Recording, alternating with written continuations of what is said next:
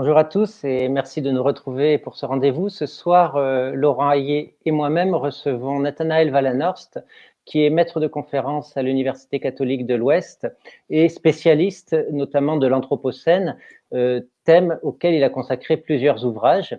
Alors, nous l'avons sollicité dans Collapsus pour un article sur la géo-ingénierie, comme on nous en parle souvent, comme une solution technologique aux problèmes que cause précisément la technologie, le capitalisme, etc., dont nous avons antérieurement parlé, et notamment le réchauffement climatique. Donc la question qui nous a préoccupés au début, c'était est-ce que la géo-ingénierie peut changer les trajectoires de l'Anthropocène?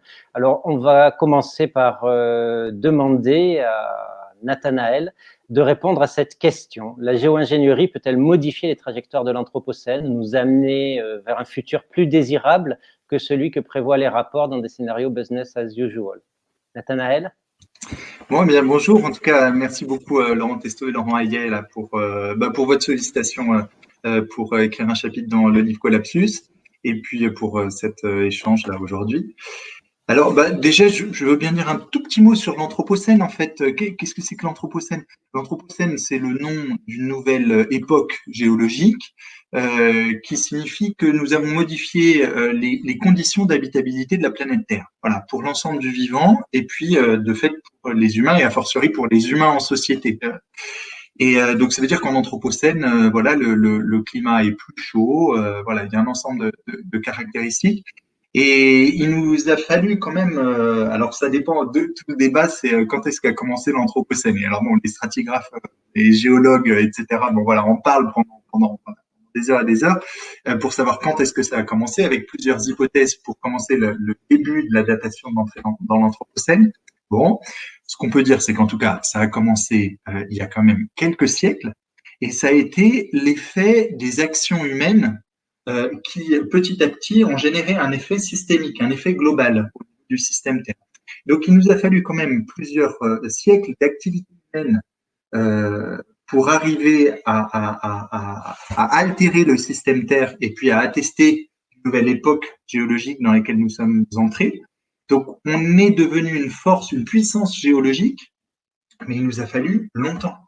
Et donc, en fait, la première chose, c'est que on est peut-être très fort, mais pas forcément de là à trouver une solution miracle qui nous permettrait à un moment donné de remodifier la trajectoire.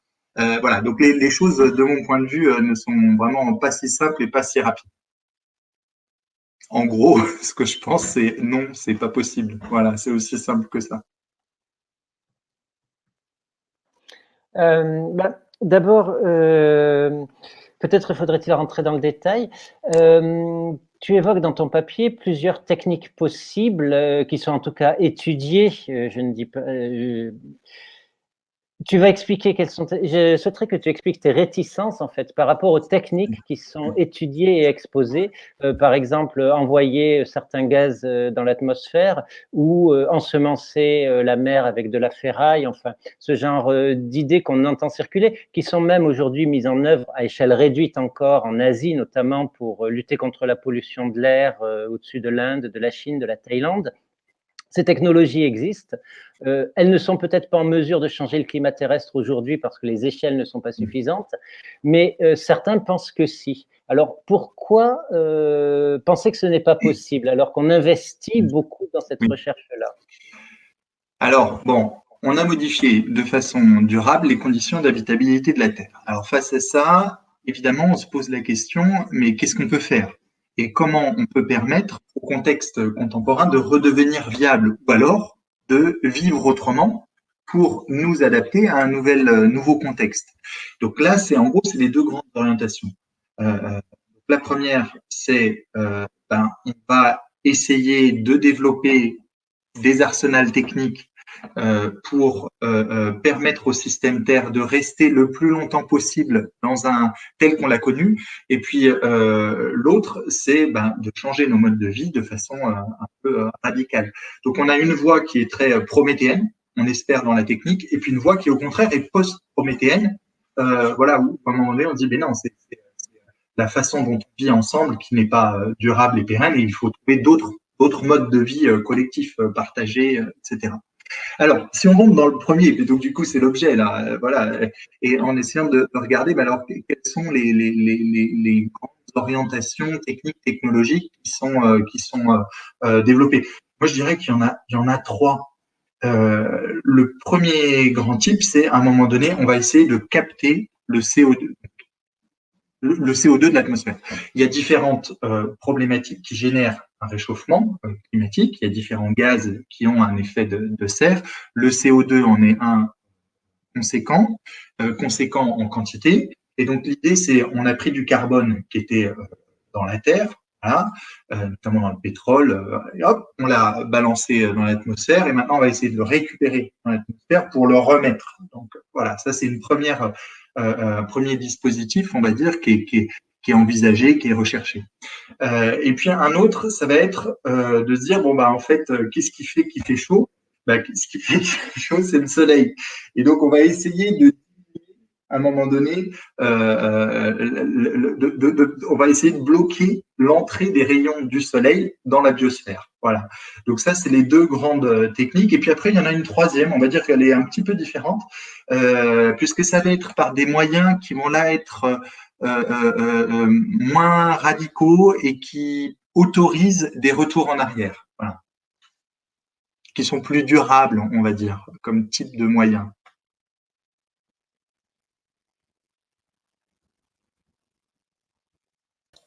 J'ai enlevé le micro. J'avais deux questions. Première question, c'est est-ce qu'on ne pourrait pas imaginer des moyens bio? On sait par exemple que les baleines sont d'extraordinaires puits de carbone, puisque tout le plancton qui est mangé par une baleine finit dans des excréments qui coulent au fond, qui favorisent la vie dans les grands fonds. Qu'une baleine qui meurt, c'est un siècle de nourriture dans les grandes profondeurs. On sait, alors on parle de planter des arbres. Alors une forêt, c'est pas une plantation d'arbres, on est absolument d'accord là-dessus. Mais est-ce qu'on ne pourrait pas réfléchir, ce qui aurait la vertu de nous obliger à respecter certains paramètres du vivant, parce que le remède imposerait de la vie, tu vois ce que je veux dire, plutôt que d'avoir des grandes pompes à retour énergétique catastrophique où on aspire du CO2, là on serait plus dans de la technologie technique, mais de la biotechnologie, quoi. Est-ce que ça te semble un truc viable? Bah, en tout cas, moi, je trouve ça vraiment très important qu'on cherche dans ce sens-là. Je veux dire, j'ai envie de dire, j'ai rien contre. Et puis, de fait, il y a quelque chose de très créatif, créateur chez les humains. Voilà, donc on va pas freiner, j'ai envie de dire, cette créativité. D'autant plus si elle se fait dans une intelligence et à partir de cette coexistence avec le reste du vivant. Donc ça, super. Et puis donc les moyens que tu évoques là. C'est fabuleux, ne serait-ce que de pouvoir observer cette espèce de spectacle que sont des baleines. Donc, bien, super. Et alors, parmi les exemples de ce type-là, de fait, on mentionne aussi, alors je ne sais pas vraiment exactement ce que ça vaut techniquement, mais des grands cercles comme ça, enfin des grands tubes de 10 mètres de diamètre, 100 mètres de profondeur, qui permettraient à un moment donné aux eaux plus froides des profondeurs, bon bah voilà, de remonter, de refroidir de cette façon la température à la surface voilà, des océans. Enfin voilà, il y a des choses comme ça qui sont envisagées. La Chine, on en a entendu parler aussi. La Chine, on va pas, enfin, c'est pas des champions du climat. Hein. Parfois, il y a peut-être la propagande, elle a son plein. C'est de la propagande, c'est pas vrai. Moi, on pourra y revenir éventuellement parce qu'on a tout hors sujet. Mais bref, toujours est-il qu'en Chine, elles sont en train de construire une grande muraille verte, voilà, pour freiner le désert de Gobi qui prend enfin, qui gagne du terrain et puis en fait, voilà, qui génère un ensemble de problèmes, ne serait-ce qu'une disparition des terres agricoles. Donc voilà, il y a une très grande muraille qui est en train d'être plantée. Bon, bah ça, on va plutôt s'en réjouir. Enfin, ça pose des problèmes un peu complexes, ces affaires-là. Mais voilà, donc de ce côté-là, on cherche dans ce sens-là, super. Après, le problème qu'il y a, c'est la foi derrière. Parce que, en fait, une des problématiques en fait, de toutes ces solutions de géo-ingénierie, c'est une foi en la technique qui nous permet, en la technique, et puis derrière, c'est surtout une foi dans la de la libéralisation du marché qui nous retirerait tout d'un coup de l'ornière dans lequel précisément la libéralisation du marché nous a mis. Voilà, c'est à cet endroit où à un moment donné on entre dans des zones un peu surnaturelles honnêtement et qui là vraiment, mon point de vue. Oui, alors je rebondis sur la Grande Muraille Verte parce qu'il y en a eu une autre, enfin il y en a toujours une autre en construction dans le Sahel aujourd'hui, sauf que les rapports aujourd'hui, au bout de 15-20 ans de plantation d'arbres, sont cataclysmiques. À vrai dire, on a planté très peu par rapport au programme retenu. Les conditions sociétales dans le Sahel n'ont pas permis d'accompagner les plantations d'arbres, le suivi. Donc quelques communautés, effectivement, ont rempli leur part du marché, parce que c'était aussi une question de survie pour elles, pour se maintenir dans ces milieux. En Chine, les ONG semblent tenir à peu près la même chanson, c'est-à-dire que la majorité des arbres plantés le sont sans tenir compte des écosystèmes, et donc c'est des monocultures d'arbres qui ne résistent pas aux maladies, aux défauts d'entretien, etc. Donc ça pose la question de la façon dont comment c'est fait, et plus largement, comment est-ce qu'on arriverait à… Pour ma part, je suis partisan, je pense que c'est la seule solution, de réensauvager une partie de la terre, de laisser faire la nature sur une partie de la terre, mais quelque part, ça implique aussi de devoir rentrer dans le technique. Par exemple, il y a l'expérience de la ferme du Pléistocène en Sibérie, où un savant russe a racheté une terre en faisant paître des grands animaux dont il présume, rappelle à juste titre qu'ils ont disparu il y a environ 10 000 ans, et dont il estime qu'ils permettent de maintenir le froid dans le perligosol.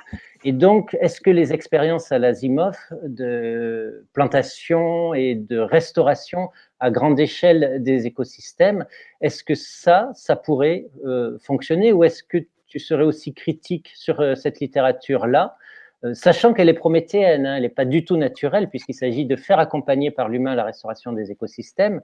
Est-ce que tu serais aussi critique de ces dimensions-là que tu l'es par rapport au fait d'envoyer des gaz dans l'atmosphère ou d'essayer de réguler… Voilà, ouais, en l'occurrence, ouais. Alors, ce que tu évoques là avec les grandes fermes, je le découvre en t'écoutant. J'ai pas forcément toute mon érudition. Donc là, je peux pas me prononcer de façon précise sur la situation en tant que telle. Et de fait, je suis plutôt en faveur, à un moment donné, d'un post-prométhéisme, c'est à un moment donné d'arriver à entrer dans une autre relation à la terre, à la nature, que celle de la compréhension, la maîtrise, la domination, l'exploitation, etc. Voilà, qu'on puisse entrer dans quelque chose qui soit davantage de l'ordre d'une relation, d'un dialogue. Bon, ça c'est une chose. Après, fondamentalement, il s'agit de pas non plus nous laisser être aveuglés par nos propres idées ou idéologies. Hein. Donc, dans ce que tu dis, en tout cas, j'entends quelque chose, enfin, en tout cas, moi, que je trouve autrement plus satisfaisant que le fait d'espérer aller coloniser Mars et puis d'essayer d'enchanter, de réenchanter quelque chose de nos vies quotidiennes en espérant un jour terraformer Mars, créer une petite atmosphère sur Mars et puis aller vivre là-bas. Bon, pourquoi pas, mais enfin, je suis pas sûr que la solution soit de ce côté-là. Voilà, de permettre aux sauvages de reprendre un petit peu de place et au sein de l'étendue terrestre, bah ça, oui, et ça amène la question. On est donc ce qu'on était en train d'évoquer sur la question des murailles vertes et de la plantation de monocultures, de forêts qui sont en fait des monocultures, qui n'ont pas du tout le même bénéfice pour l'ensemble des écosystèmes que ne l'ont des forêts qui sont ensuite sédimentées, j'ai envie de dire, au fil des siècles. La première chose, c'est d'arrêter de déforester à tout crin avant de déforester d'un côté pour se dire, bah tiens, on va reforester un petit peu autrement et d'une toute autre manière ailleurs. Et du coup, pour ça, ça suppose de fait un vrai positionnement politique. C'est des questions qui renvoient à un moment donné des questions démocratiques. C'est-à-dire que démocratiquement, on puisse interdire en fait de déforester à certains endroits, quoi, tout simplement. On est bien d'accord.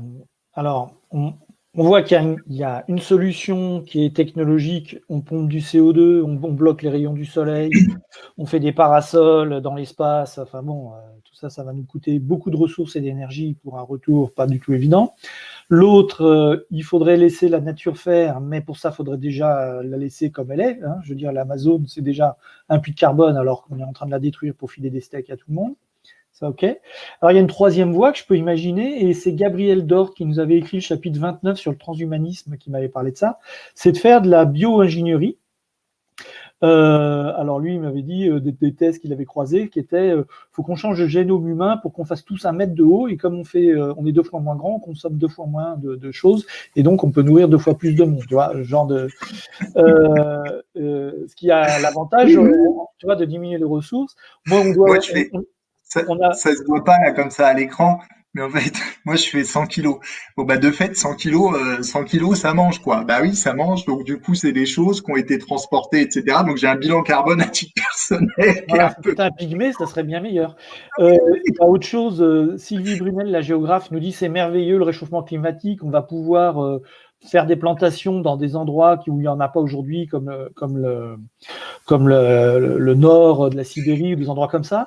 Il y a un petit problème que je rappelle aux géographes, c'est qu'il me semble que la nuit et le jour, c'est pas la même chose du côté des pôles, et que la nuit, c'est 6 mois. Donc, planter quelque chose pour le récolter, il va falloir faire de la géo-ingénierie pour habituer le blé que voilà, la nuit, c'est 6 mois, et puis le jour, c'est 6 mois, et que bon, enfin voilà. Est-ce que tu vois quelque chose par là? Du côté de vraiment trafiquer dans la nuit, dans le noir. la vie, tu vois, pour en mi-chemin entre la technologie qui nous coûte des ressources, utiliser le fait que la vie s'auto-entretient et consomme ses propres ressources, qu'elle est bio, mais que comme on veut détruire notre système détruit les conditions de la vie, il faut créer une vie adaptée aux nouvelles conditions de vie. Tu vois l'idée, une espèce d'hybride entre une approche vraiment protéine et En fait, c'est du forçage génétique que tu proposes, Laurent. C'est-à-dire changer le génome des plantes pour qu'elles poussent dans n'importe quelle condition, y compris sur un sol pauvre et avec 6 mois de jours. Il a des actions chez Elon Musk, en fait, Laurent Hayet. Exactement. Mais je crois que tu vas pouvoir répondre à c'est pas possible. Il est vraiment fort, Elon Musk. Non, mais non, mais évidemment, il y a des gars qui sont à fond là-dedans, hein, et puis ils ont vraiment prévu de faire du business, et puis jusqu'à présent, ça leur réussit bien. Donc c'est Elon Musk, je sais plus leur nom là, Brun, et enfin bref, les gars de Google, enfin bon. Euh, où de fait ils ont une confiance telle dans leur capacité de production technique, et puis bah oui, de fait ils ont transformé le monde avec tout le savoir de Google comme ça dans la poche.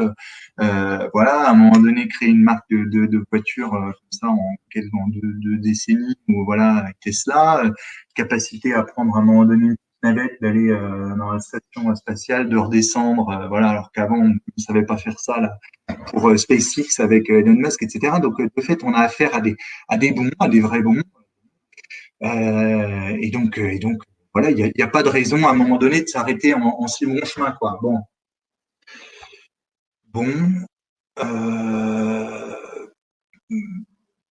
Enfin, moi, mon problème derrière ça, c'est toujours la foi, quoi.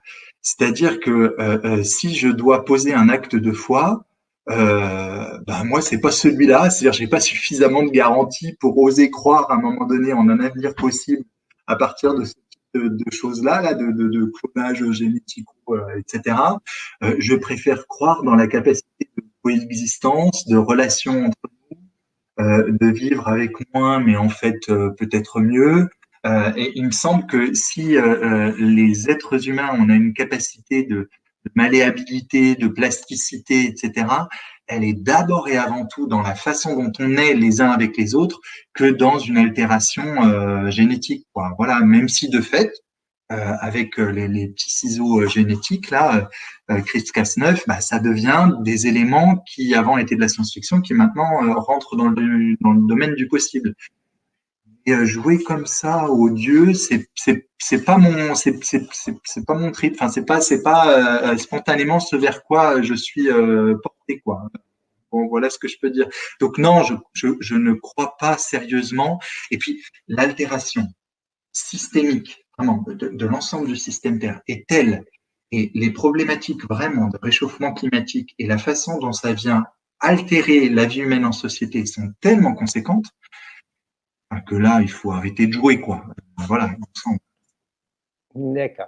On aura compris que ta position, quand on a deux types de scénarios sur le futur, en fait, entre l'adaptation que tu préconises et l'atténuation par des moyens techniques, ce qu'on appelle la géo-ingénierie au sens large, tu penses que l'adaptation est beaucoup plus conseillée à l'humanité si elle veut survivre. Ça serait donc ta position.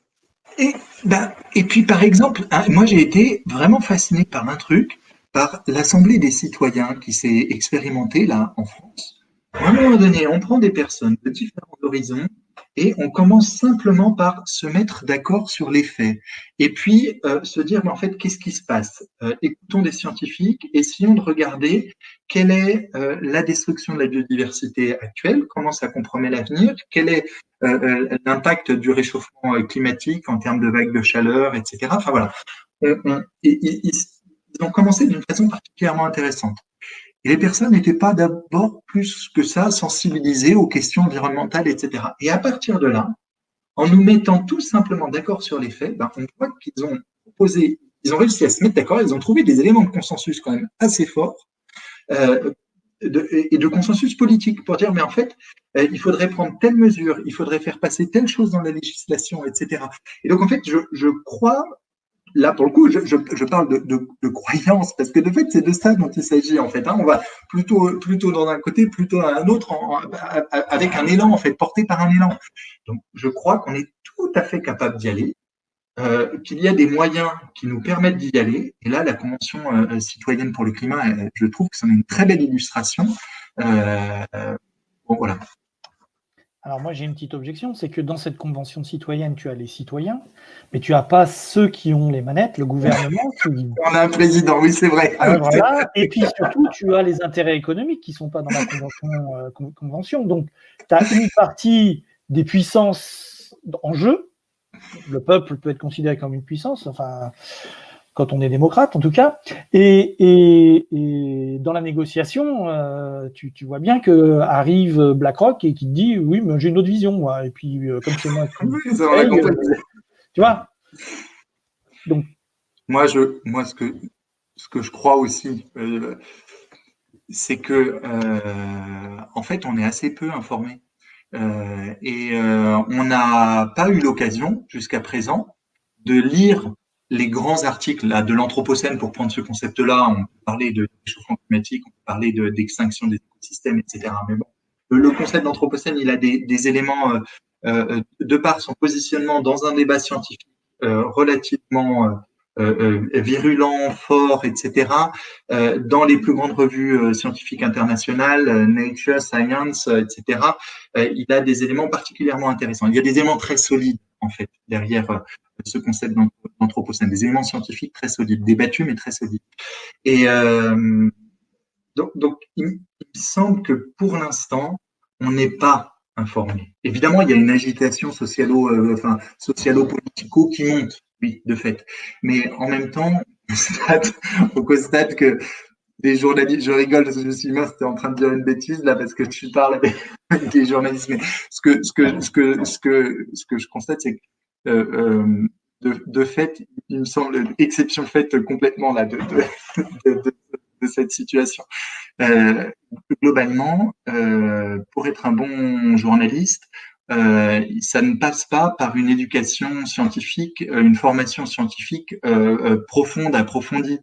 Ça passe d'abord par une grande maîtrise d'une culture générale, etc. Enfin voilà, ne serait-ce que accéder à Sciences Po, etc. Enfin, et donc je pense que pour l'instant, on n'est pas suffisamment formé, on n'a pas eu l'occasion de lire tous ces grands articles géoscientifiques du système Terre, de l'Anthropocène, etc. Et qu'en fait, quand on les lit, ça génère une déflagration humaine, personnelle, existentielle. C'est ce qui s'est passé chez ces citoyens pour le climat. Et on aurait mis 2-3 PDG dans l'eau, et ben que la déflagration aurait eu lieu chez eux aussi. Alors évidemment, après ça rentre en tension et en concurrence avec les propres intérêts, en défendant sa situation, son entreprise, etc. Oui, bien sûr, bien sûr. Mais pour l'instant, on n'est pas du tout allé jusqu'au bout on n'a pas joué toutes les cartes qu'on a à jouer en termes d'information pour générer à un moment donné des prises de conscience et puis derrière un positionnement politique radical, mais pas extrême, absolument pas extrême, mais radical, qui prennent les questions à la hauteur de leurs enjeux. Oui, alors j'en profite également pour rappeler que tu es l'auteur d'un livre, notamment La vérité sur l'Anthropocène, qui est un condensé des résultats de la littérature scientifique sur la matière. Donc, c'est effectivement quelque chose de très utile et de très pédagogique. J'irai un peu plus loin, c'est au-delà du constat qu'il faut informer les citoyens, les journalistes, certes, et les politiques, nous en sommes conscients. Il y a des journalistes parfaitement conscients de ces enjeux-là, notamment Stéphane Foucard, qui écrit dans Le Monde et qui nous a fait l'amitié de faire un article sur la croyance dans les marchés et la dévastation que cela entraîne, la croyance aveugle économique dans les marchés. Mais effectivement, il y a un certain nombre de mes confrères, parce que effectivement, je suis journaliste, qui ne sont pas conscients de ces enjeux et ça s'entend quand ils parlent. Oui. Maintenant, ça vient aussi avec de la formation, de l'éducation, etc. Et nous essayons d'agir dans ce sens dans les instances de formation. Mais plus prosaïquement, je voudrais savoir quelles seraient les grandes tendances politiques qui, pour toi, permettraient de faire prendre conscience des enjeux présents. Il ne s'agit rien de moins que de la survie de l'humanité, quelque part. Et lorsqu'on commence à parler de ces questions, il se trouve toujours aujourd'hui des journalistes ou des politiques pour dire « oui, mais l'emploi chez tel pétrolier, c'est beaucoup plus important ». Donc, on a l'impression d'un décalage, que les gens ne comprennent pas le sens des mots.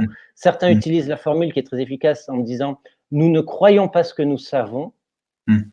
Est-ce que pour toi, il y a un ressort politique ou un ressort plus éducationnel pour commencer à faire basculer les prises de conscience?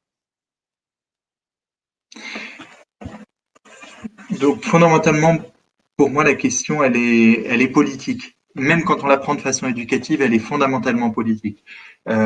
Comment est-ce qu'on va décider de vivre ensemble? Et de vivre ensemble au sein de l'étendue terrestre, dans un contexte qui est en mouvement, voilà, qui a changé. Le système Terre a changé. Et il ne cesse de changer davantage. Et plus nous avançons, plus nous nous enfonçons dans l'Anthropocène, et un Anthropocène, de fait, qui est caractérisé par le fait de rendre les conditions même de la vie de plus en plus difficiles. Ça entrave la possibilité même de vivre. Donc ça, il faut l'identifier, il faut le savoir. Et de fait, en face, moi, ce que je pense être, entre guillemets, la solution, enfin, désolé de parler comme ça, mais enfin, en tout cas, c'est politique. C'est-à-dire politique dans le sens qui s'oppose aussi à l'économie et à la maximisation des intérêts individuels. C'est-à-dire qui remet dans le dialogue et dans une circulation à un moment donné de la parole mise en partage le devenir de notre aventure. Bon, ça c'est voilà. Et puis après, à partir de là, bien évidemment, le moyen de choix par excellence du politique, c'est l'éducation, c'est la formation. Mais l'éducation et la formation, comme un moyen politique et un moyen politique qui, de fait, en l'occurrence, s'oppose au marché. Et pour l'instant, on a plutôt affaire à une école qui est devenue le berceau du néolibéralisme. Il n'y a qu'à voir le vocabulaire, mais c'est complètement incroyable. Aujourd'hui, les fonctions de l'école, c'est de capitaliser son portefeuille de compétences. Donc c'est vraiment, c'est juste incroyable. Si l'école républicaine émancipatrice, elle est vraiment très très loin. Et ça, en France, quand bien même nombre d'entre nous disent que que la France, pardon, n'est pas un pays néolibéral. Bon, donc de fait, quand on dit éducation, c'est une éducation radicalement différente de ce qu'elle est aujourd'hui. Voilà, et une éducation qui soit résolument ordonnée aux politiques. Et voilà, où l'école est un moyen de choix pour accompagner une mutation, une transformation des sociétés humaines. Je suis assez d'accord avec ça. Je suis en train de relire La stratégie du choc de Naomi Klein, où elle explique bien comment l'école de Chicago, Milton Friedman ont mené une guerre culturelle au consensus de l'État social issu de la crise des années 30, moi je suis assez vieux pour avoir vu Reagan, Stallone et tout le truc se déployer, et au point que ce qu'on discutait quand j'étais gamin, l'écologie ou la mort du candidat au présidentiel en 74 devient dans les années 2015, quand je fais moi mon coming out sur le sujet, on me traite quasiment de fou et d'aller voir un psychiatre, quoi, alors que c'était un vrai sujet politique. On voit bien qu'il y a une sorte de décolonisation à faire d'abord, et donc je ne sais pas quelle est la poule et l'œuf. Parce que pour faire de la politique, il faut qu'il y ait déjà un consensus sur des idées, ou en tout cas qu'il y ait plus que 2 ou 3 mentors dans un coin qui disent des choses dans le désert. Il faut qu'il y ait donc une éducation qui crée une idée, qui font une base, et cette base ensuite peut devenir une hypothèse ou une proposition politique. Mais on a besoin de la politique pour créer l'éducation, etc. Enfin, comment on... Oui. Et puis alors en fait, on a aussi un immense problème en fait, qui est la question des temporalités. C'est-à-dire que quand on pense en éducation, comme éducateur, comme enseignant, il nous faut quelques décennies devant nous. C'est-à-dire quelqu'un qui naît aujourd'hui pour lui permettre de devenir une femme, un homme citoyen responsable, etc. Il faut au moins 20 ans, si ce n'est 30, quoi, quelque chose comme ça. Et alors aujourd'hui, on a combien de temps? Quand on lit l'article de Stephen et 16 de ses collègues qu'il a publié en 2018 dans une très bonne revue qu'on ne peut pas soupçonner d'être une mauvaise revue scientifique, donc les meilleures revues scientifiques internationales, et donc il nous parle des trajectoires de l'Anthropocène. En gros, ce qu'il nous dit, c'est qu'on a une dizaine d'années devant nous, parce qu'il y a un ensemble de boucles de rétroaction, d'effets d'emballement, etc. Aujourd'hui, on vit avec le climat correspondant aux activités humaines il y a une trentaine d'années. Voilà. On a balancé du CO2 dans l'atmosphère et puis un ensemble d'autres gaz. Et ça génère, à un moment donné, un effet sur le système Terre qui génère une augmentation de la température, mais 30 ans après. C'est-à-dire que si on met un glaçon dans un verre de whisky, là, ça n'est pas l'heure de l'apéro, il va falloir un petit peu de temps au glaçon pour fondre. Il y a une inertie. Voilà. Et c'est la même chose par rapport au système climatique. C'est-à-dire qu'il lui faut une petite inertie entre le moment où on génère une action et puis le moment où il y a une incidence en termes de réchauffement.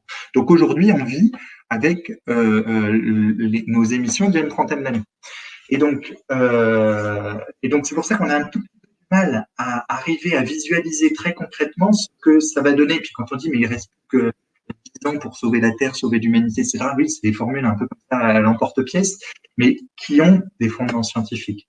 Il faut après regarder précisément dans quelle mesure elles en ont et puis où est-ce qu'on s'emballe un petit peu. Mais très concrètement, dans les 10 années qui sont devant nous, de fait, si on atteint un certain taux d'émission de gaz à effet de serre, ça va générer un ensemble d'effets d'emballement. Et en gros, ce que nous dit Stephen et ses collègues dans cet article de 2018, c'est que 2 degrés, on nous parle de 2 degrés, le GIEC même nous a dit à un moment donné, il faudrait limiter à 1,5, alors du coup, je ne savais plus trop ce que ça voulait dire.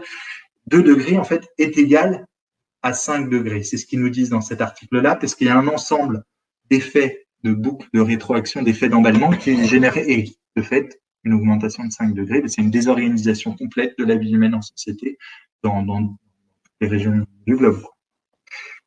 Donc, quand on dit ça, en fait, on se dit, oui, mais alors, éduquer, c'est plus l'heure, quoi. C'est plus le temps d'éduquer. Alors, donc, quand on dit ça, on dit, la seule chose qui reste à faire, c'est militer. Bon, oui, c'est un enjeu. Et alors, moi, je choisis aussi dans ce genre, parce que je travaille en sciences de l'éducation, donc je suis aussi un peu avec le réel, de dire, non mais, on va quand même continuer d'éduquer et de penser les conditions de l'éducation. Voilà. Mais de fait, dans un contexte où on est un petit peu schizo dans ce bug de temporalité.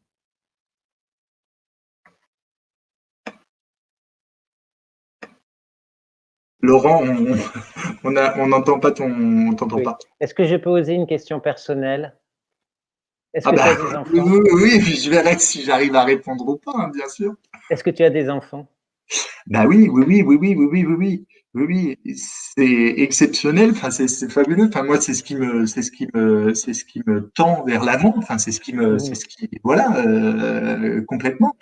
Et puis c'est ce qui me tend vers l'avant. C'est ce qui me donne aussi des joies, mais pas que au quotidien. Bon, voilà. Et puis, bah, c'est aussi ce qui, comment dire, ce qui donne de la densité à l'inquiétude, quoi, au quotidien. D'accord. On va glisser vers la troisième et dernière partie. C'est les scénarios du futur proche, de l'évolution de nos sociétés. Euh, On sent bien que la crise de la Covid a été l'expérience de la stratégie du choc décrite par Naomi Klein précisément, c'est-à-dire que ce choc-là, il sert aux industriels du plastique à prolonger leur production, il sert aux industries du carbone à dire qu'elles sont indispensables à une relance économique nécessaire pour l'emploi, etc., après le choc qu'ont subi nos sociétés. Est-ce qu'il y a d'autres trajectoires plausibles aujourd'hui à travers d'autres, comment dirais-je, prises de conscience politiques, mouvements capables de s'imposer dans ce paysage-là? Je pense à quelque chose en fait en entendant ta question, mais c'est pas complètement la réponse à la question. Ben, Euh, réponds, donc je le dis parce que continue sur ta lancée, c'est la seule formule chose et que puis je j'ai tout de suite reviendrai en avec ma tête, question. hein, c'est les joies du direct. Hein, mais euh, enfin, honnêtement, moi j'ai l'impression là que la politique est devenue folle. Et en fait, en perdant le sens de l'avenir que sont les jeunes. Et c'est-à-dire, en fait, j'ai l'impression que là, la politique est ordonnée, organisée autour des personnes les plus âgées, qui ont déjà vécu leur vie, donc qui ont pour perspective le départ de l'étendue terrestre, de mon point de vue. Enfin, voilà. Et puis, la politique est organisée autour des responsables politiques qui protègent leurs arrières, parce qu'on est dans un système de judiciarisation de l'État. Voilà, ils ont peur à un moment donné qu'on puisse se dire ah ben toi tu savais puis t'as pas fait, etc. Tu nous as pas suffisamment protégés. Aujourd'hui, la politique protège, on l'entend énormément dans les discours présidentiels, protège les personnes qui sont sur le départ et puis les personnes qui sont responsables politiques. Moi, ça me fait un effet, je me dis, c'est pas possible. Enfin, la politique est devenue complètement folle en perdant le sens même de l'avenir, qui est de préparer l'avenir et un avenir hospitalier et même agréable, j'ai envie de dire, pour les générations à venir, pour que les générations à venir ou les enfants d'aujourd'hui puissent entrer à leur tour dans cette responsabilité du monde face aux générations à venir. Enfin, face, voilà, dans cette chaîne, à un moment donné, de transmission d'une responsabilité assumée. Donc voilà, ça c'est vraiment quelque chose qui génère chez moi beaucoup de troubles. Et puis où ce qu'on voit aussi apparaître à un moment donné, c'est un besoin de protection tel qu'on est en train de se dire tiens, est-ce qu'il ne faudrait pas une dictature à la chinoise, quoi, ou quelque chose comme ça. Est-ce qu'on n'aurait pas besoin à un moment donné d'un pouvoir vraiment particulièrement fort pour prendre en charge réellement les enjeux de l'avenir? Et puis parfois on entend même pour prendre en charge des enjeux environnementaux, écologiques, etc. Il nous faut à un moment donné une espèce de pseudo-dictature, quoi, un pouvoir. Bon, quand on regarde ce qui se passe du côté de la Chine, c'est absolument pas ça. Hein. Il y a un discours et une propagande dans ce sens-là très fort. Mais un pouvoir fort, il n'a pour capacité devant lui que de s'auto-légitimer et d'assurer sa force en permanence. Et il n'a pas la capacité, à un moment donné, de prendre en charge réellement son avenir. Pour moi, il n'y a qu'une démocratie radicale qui peut le permettre. Radicale n'est pas extrême. Hein. Comment dire, relégation de la jeunesse me fait penser, moi j'ai l'impression, je soumets mon hypothèse à ton expertise, on est devant un futur inconnu avec des enjeux croissants qui font que de plus en plus, pour pas affronter cette montée ou cette chute, ou je ne sais pas comment l'appeler, on regarde de plus en plus proche, on en est à regarder nos pieds plutôt que de regarder l'horizon, puisque c'est insupportable de regarder ce qui est devant. On le voit en économie, je veux dire, tout est piloté, on réduit les délais, on est à la nanoseconde sur les marchés financiers, mais on est incapable de savoir ce qui se passe dans un mois, mais à la nanoseconde, on sait. Donc tous les horizons se réduisent, on est passé du septennat au quinquennat, enfin il y a des multitudes d'exemples, et on a la jeunesse qui, elle, se projette dans le futur en disant moi, ma vie, c'est dans 20 ans, c'est dans 30 ans, j'ai rien, mais j'aurai peut-être quelque chose, qui revient avec des objections de ce voyage vers le futur en disant mais vous préparez rien. Et la sensation que j'avais, moi, c'était une sorte de, pas de vengeance, mais de moyens de les faire taire. Enfin, ils vont plus dans les universités, c'est des clusters, ils n'ont plus le droit d'y aller. Une sorte de taisez-vous, quoi. Je ne sais pas si c'était cette sensation, mais c'est une conséquence, tu vois, que... De temps en temps, on peut entendre quelque chose de l'ordre de « mais quand même, les jeunes ne sont pas très responsables, pensez quand même à vos aînés, ne pensez pas que à vous, etc. Vous faites la fête. » Je veux dire, heureusement qu'ils font la fête, les jeunes. À un moment donné, heureusement qu'ils cherchent à se rencontrer, qu'ils cherchent à créer un couple. Pour ça, il faut se voir, il faut se toucher, à un moment donné, on va pas interdire aux jeunes de construire leur conjugalité, de pouvoir se projeter aussi dans une vie avec des enfants. Donc, il y a à un moment donné quelque chose où je trouve qu'il y a une folie pour moi.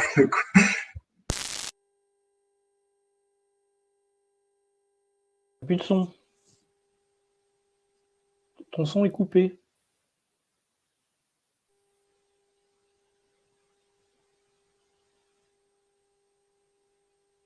On t'entend pas. Zut, le crash, ça y est. Est-ce que tu connais la langue des signes? Ah.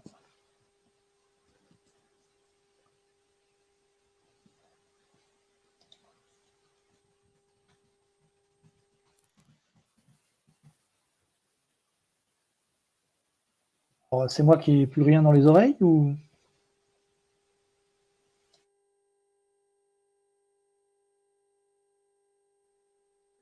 Laurent, Nathanaël, est-ce que vous m'entendez?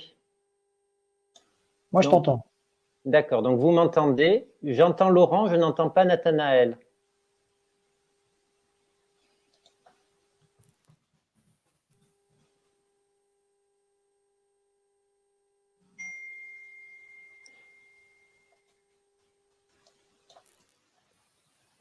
D'accord. Bon, on met une petite musique d'ambiance. Non, je vais relancer. Enfin, j'ai trouvé la formule de Nathanaël absolument extraordinaire. La politique est devenue folle en perdant le sens de l'avenir. Effectivement, ça résume bien ce qui arrive aujourd'hui, notamment à la jeunesse française, c'est-à-dire qu'on est en train, et la jeunesse mondiale en fait, on est en train de sacrifier les conditions même d'exercice de l'avenir au nom de la préservation du présent et d'une préservation effectivement tatillonne de ce présent dans l'espoir d'un retour à la croissance, etc. Est-ce que le son est bon? C'est très curieux comme expérience. Non, pas de son. Il n'y a plus de son? Moi, j'entends une espèce de... Là, on est en train de décoller, là, on quitte la Terre, on est en train de retomber dessus. Ou alors Nathanaël se déconnecte et se reconnecte. Quitte à éteindre le PC et le relancer, ça va nous faire 5 minutes d'interlude, on va perdre tout le monde au passage.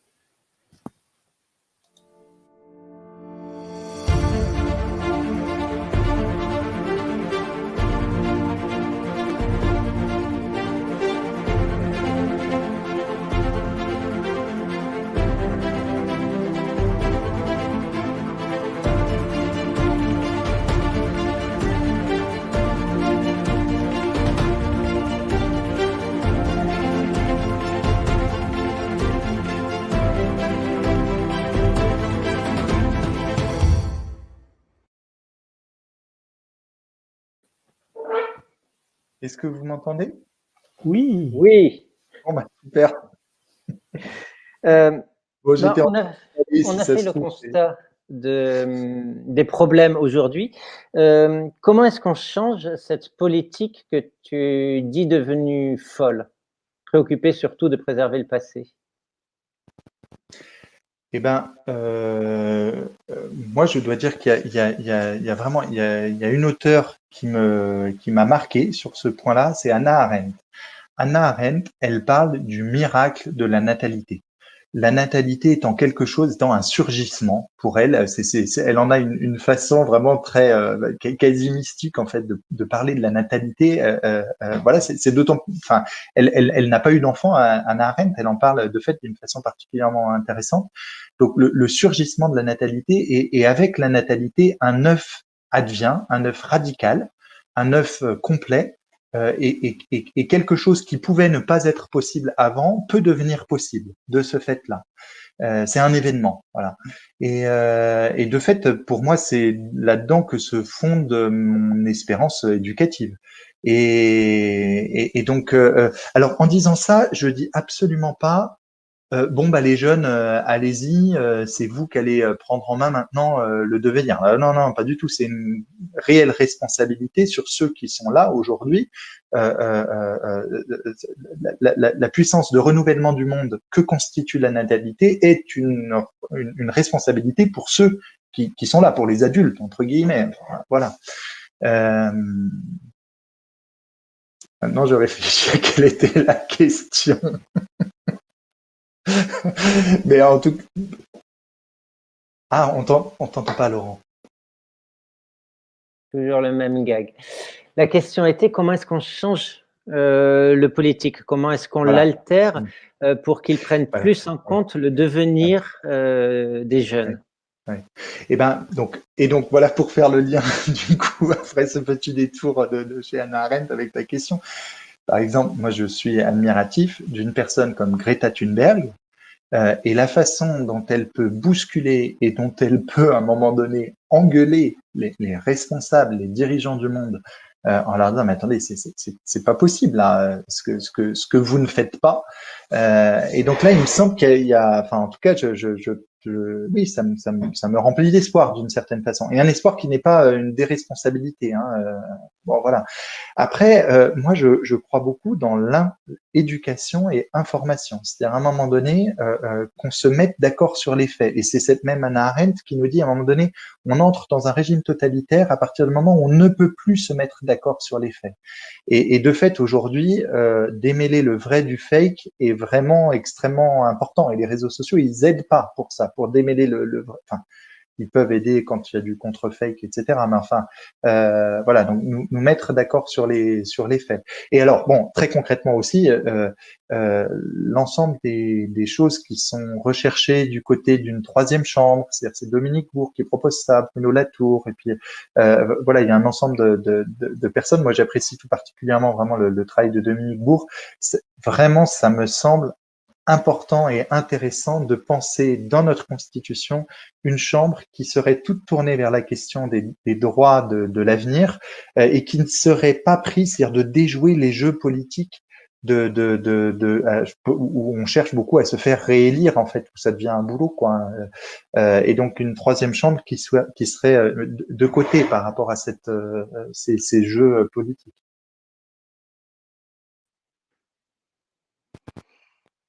Est-ce que Laurent a une question ou est-ce que Nathanaël veut compléter les réactions? Non? Non, moi je suis assez d'accord avec tout ça, donc c'est difficile de trouver des questions ou des objections. J'en ai peut-être une en fait, toute simple, c'est qu'on entend souvent dans les mêmes réseaux qui soutiennent certaines théories discutables que Greta Thunberg en fait serait complètement manipulée par ses parents. Est-ce que, comme tu as travaillé sur l'éducation, est-ce que ça te semble quelque chose de soutenable ou de complètement idiot comme remarque? Et en fait, moi j'en sais rien, je la connais pas. Donc, et en fait, qu'elle soit manipulée ou pas par ses parents n'enlève en rien l'immensité de l'œuvre, entre guillemets, qui s'accomplit avec ou malgré elle dans une sensibilisation des jeunes, un mouvement. Voilà, donc ça c'est bien réel en tout cas. Après, moi, de ce que j'identifie de la demoiselle en question, je ne m'identifie pas du tout comme quelqu'un de facilement manipulable. Enfin, en tout cas, c'est pas du tout l'effet qu'elle me fait, quoi. Enfin, et puis j'identifie quelque chose. Enfin, c'est complètement impressionnant en fait son histoire. Enfin, c'est à un moment donné, elle prend sa petite pancarte, elle va devant le Parlement, et puis en fait, elle reste là comme ça. Et puis à un moment donné, il y a un ou deux journalistes qui passent, qui disent mademoiselle, qu'est-ce que vous faites? Enfin, et puis elle commence à causer, puis on dit tiens, elle en a un peu sous la semelle, la demoiselle là. Et puis après, on l'invite à l'ONU, etc. Donc il y a aussi quelque chose qui s'est fait comme ça. Et puis aussi, ce que je trouve absolument impressionnant, puis remarquable, c'est-à-dire qu'elle matérialise quelque chose que en fait peu de personnes ont pensé aujourd'hui, qui est la collusion, l'association, enfin peu de personnes, si des personnes ont pensé, mais en fait finalement pas tant que ça, la collusion, l'association de l'école avec le marché, où finalement l'école est ordonnée mais oui, je comprends, enfin c'est même difficile de s'extraire de ça, et ordonnée à un moment donné au service du marché. Et en fait elle a flairé un truc comme ça. Je me dis, mais c'est pas possible, on ne transmet pas les informations vraiment fondamentales. Donc en fait, le meilleur moyen de vivre une vie qui soit en dehors de cette collusion-là mortifère, bah, c'est de m'en extraire. Et donc elle fait la grève de l'école. Enfin, fallait quand même y penser, quoi. Enfin, je veux dire, et ça, il y a quelque chose d'intuitif, avec une intelligence. Enfin, quand même aussi, quand même, ce qu'on peut dire, c'est que moi, ce qui me bluffe, c'est que quand je l'écoute et puis quand je lis ses discours, j'identifie. Ah bah tiens, là, elle a lu Rockstrom, là, elle a lu Stephen, là, elle a lu Zalasiewicz, etc. Donc, elle les a lus en anglais. Hein, c'est pas sa langue maternelle. Enfin, et donc, elle a lu les grands articles géoscientifiques de l'Anthropocène, du climat, etc. Et alors, moi, j'accorde beaucoup de crédit à son engagement et sa posture. C'est quelque chose de génial parce que lors des festivals, de plus en plus, on demande aux gens qui interviennent sur ces thématiques ce qu'ils pensent de faire des récits qui changent le futur, qui orientent vers un futur désirable. Et en fait, le récit que tu viens de faire, il est spontané, effectivement. Elle fait partie de ces gens qui écrivent des nouveaux récits, qui les vivent, en fait, qui les incarnent. Et quelque part, c'est vrai que peu importe en fait que ce soit qu'il y ait du vrai, qu'il y ait du faux dedans, l'essentiel est que ça galvanise pour changer. Mais est-ce qu'on aura d'autres récits tout aussi inspirants, capables de vider le récit du néolibéralisme, c'est-à-dire du bonheur sur Terre qui serait de conduire un SUV aussi longtemps qu'on en a envie? Est-ce qu'on arrivera à opposer à ce récit-là des contre-récits tout aussi performants que celui de Greta Thunberg? Oui, moi je crois vraiment que oui. C'est-à-dire qu'il y a des choses qui vont tomber, qui vont s'effondrer d'elles-mêmes, et donc du coup d'autres vont investir la place qui se libère. Donc ça je le crois vraiment. Je crois aussi qu'il faut être rusé et il faut aller regarder justement du côté de cet immense récit néolibéral la façon dont Hayek et ses copains ont réussi. Parce que c'est vrai qu'Hayek, donc Hayek qui est un économiste autrichien et autrichien-britannique qui a travaillé ensuite essentiellement aux États-Unis et donc qui a voulu redonner un peu de vigueur au libéralisme, voilà. Et donc en 1947, il rassemble ses copains au Mont Pèlerin, un endroit en Suisse, un petit village, etc., justement pour redonner un peu de vigueur au libéralisme. Et ils ont rêvé et espéré un monde qui n'était pas du tout le monde de l'époque. Hein. Le monde de l'époque, on avait Keynes qui avait ses politiques de relance, etc. On avait le communisme, on avait le fascisme. Donc on avait trois ennemis en gros. Voilà, et eux, ils espéraient un autre monde. En fait, le monde dans lequel on est aujourd'hui, c'est le monde qui a été rêvé et espéré par Hayek et ses copains. Et chemin faisant, il y en a 8 d'entre eux, là, de cette petite bande du Mont Pèlerin, qui ont réussi à devenir prix Nobel d'économie. Bon. Du coup, j'ai envie de dire, et si regardons comment est-ce que si Hayek et ses copains ont réussi, regardons un peu comment ils s'y sont pris. Alors, ils ont fonctionné par réseau, beaucoup. Ils n'ont pas eu peur des confrontations, des oppositions. Le néolibéralisme n'est pas une doctrine uniforme, en fait. Il y a beaucoup, c'est très tensionnel. Enfin, voilà. Donc, n'ayons pas peur de nous opposer, de nous confronter. Voilà. Et dans ce sens, moi, un récit, en tout cas, qui me porte vraiment comme citoyen, c'est le convivialisme. Le convivialisme qui est inspiré, initié par Alain Caillé, par la bande du MOS, et qui, moi j'aime bien le convivialisme. Voilà, convivere, partager le manger, partager les vivres. Et à partir du partage des vivres, du manger, on pense à partir de là, toute une organisation de la coexistence, voilà, dans nos sociétés humaines et intégrant aussi ces autres terriens que sont les non-humains, quoi. Donc le convivialisme, par exemple, c'est quelque chose qui me parle comme récit un peu alternatif, mais il y en a beaucoup. Enfin, je veux dire, quand on regarde un peu à un moment donné ce qui peut se passer autour d'une AMAP, par exemple, la façon dont ça vient fédérer des énergies, etc.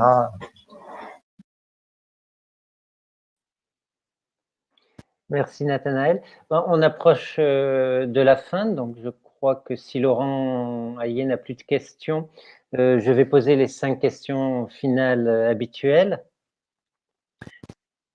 Donc, vu que j'invoque Laurent. C'est merveilleux, l'informatique. Ça paraît. Théo est vraiment fort. Oui. Parce qu'il y a quelque chose qui appuie sur des boutons pour faire tout ça. Hein, c'est pas magique. Ouais. Bon, globalement, je suis assez d'accord en fait. Mais comment toucher la masse? On la grignote petit à petit, à coup de collapsus, de promos sur YouTube, de choses comme ça, et on espère que ça fait des petits, ou on peut faire des percées. Comment ils ont fait justement les néolibéraux? Ils ont utilisé la stratégie du choc, entre autres. Hein. Ils ont ils ont proposé à Pinochet de mettre en place un laboratoire à l'échelle d'un pays, etc. Voilà. On fait quoi? On attend le prochain choc et on prend le pouvoir? Qu'est-ce que... Ils ont été très futés. Très futés. Il y a un jeu d'ombre et de lumière dans la façon dont ils ont petit à petit permis à des idées de paraître au grand jour, jusqu'à ce que la dame de fer, Margaret Thatcher, soit élue en 1979, et puis qu'elle dise qu'elle avait dans son sac à main la route de la servitude, donc le petit manifeste, on va dire, politico-économique de Hayek. Et puis après, 2 ans après, il y a Reagan qui est élu. Et puis juste avant, de fait, il y avait eu des affaires, voilà, des Chicago Boys.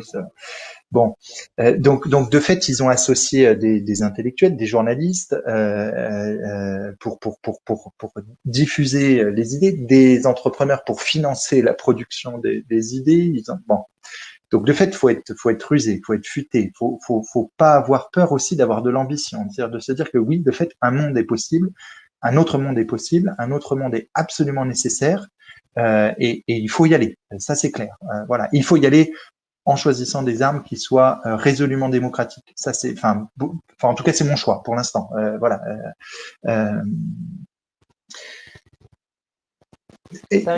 C'est-à-dire que quand on étudie le fonctionnement du système Terre, on se rend compte qu'il y a des franchissements de seuil qui génèrent ensuite une reconfiguration du système selon d'autres propriétés.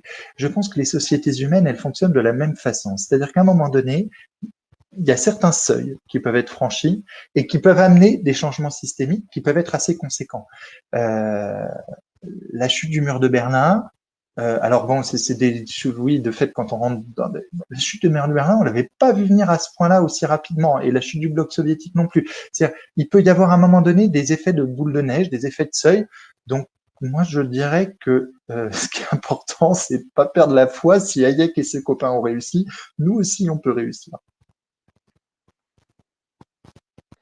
Dans ce que tu considères comme relevant de la démocratie, est-ce que la résistance civique non violente du type Extinction Rebellion est un mécanisme démocratique pour toi? Ah bah oui, carrément. Et puis alors, Alors, donc il y a un auteur, Andreas Mann, qui est assez intéressant, un Suédois, qui a une tonalité quand même dans ses écrits plutôt relevés, quoi. Voilà. Et un de ses livres qui vient juste d'être traduit là en juin 2020, c'est Comment saboter un pipeline. Et donc en gros, Andreas Mann, il nous dit, oh, faut passer la seconde là. Enfin, faut voilà. Et c'est une critique assez vive à l'égard d'Extinction Rebellion où il dit, mais on se revendique d'une non-violence en référence à une image de Gandhi qui est en plus erronée, où à un moment donné, la non-violence était choisie comme une stratégie dans un contexte très particulier, mais dans un autre contexte, il n'était pas pour la non-violence avant, etc. Enfin bon, voilà. Donc, comment dire moi, là où je me situe, moi, enfin voilà, c'est du côté politique de ce qui peut se passer dans un parlement, de la façon dont on peut amender les constitutions, et puis de la façon dont on peut participer à une éducation, une formation, voilà. Après que d'autres personnes utilisent des moyens un peu forts et organisent des opérations à un moment donné de communication, de sensibilisation plus punchy à la Andreas Mann. Bah, pourquoi pas, hein. Enfin, je veux dire, en tout cas, là, je vais pas. De fait, les enjeux qu'on a devant nous, ils sont vraiment, enfin, ils sont abyssaux. D'accord. On va terminer avec les questions que l'on pose toujours aux invités à la fin de l'émission. Donc, quel sera ton prochain livre publié? Ah bah donc alors avec une collègue Anaïs Thévio, on prépare un livre sur les récits politiques dans la période de l'Anthropocène où on cartographie comme ça 5 récits politiques. Voilà, donc le récit alternatif dont on a pas mal parlé en est un. Il y a le récit des technophiles, on en a parlé avec la question de la géo-ingénierie. Il y a le récit mensonger, donc bon là on a Donald Trump et on a beaucoup d'élus dans ce récit-là.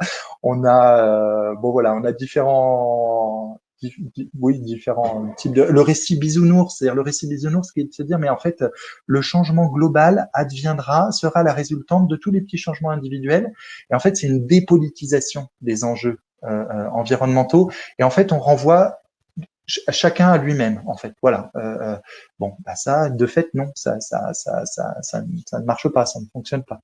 D'accord, donc c'est un livre qui apparaît chez Actes Sud à quel à quel moment en mars? En septembre. Et puis, il y aura aussi, dans quelques temps aussi, un dictionnaire un dictionnaire d'anthropologie prospective. C'est un peu une blague, hein, anthropologie prospective, mais enfin très sérieux, c'est chez Vrin.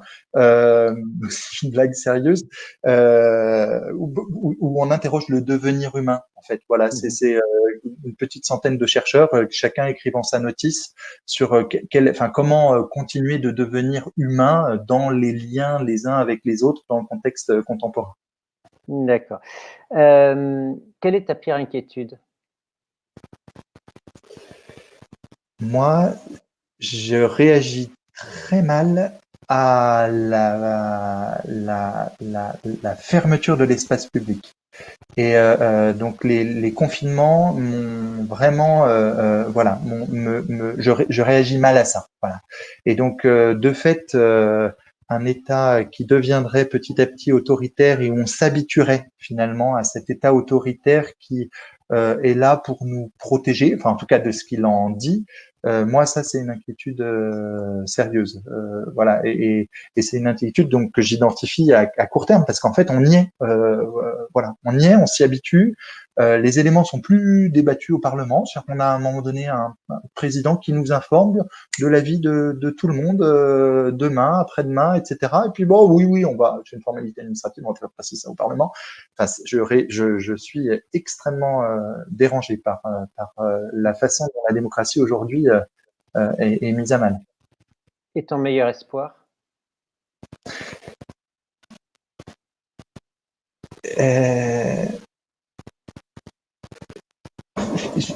C'est à la fois, c'est fondamentalement, je pense, la natalité. C'est à un moment donné, oui, c'est de l'ordre d'une croyance, à un moment donné, qu'un surgissement est capable, du neuf est capable, quelque chose de nouveau peut advenir. Et de fait, Greta Thunberg, elle nous a montré du neuf.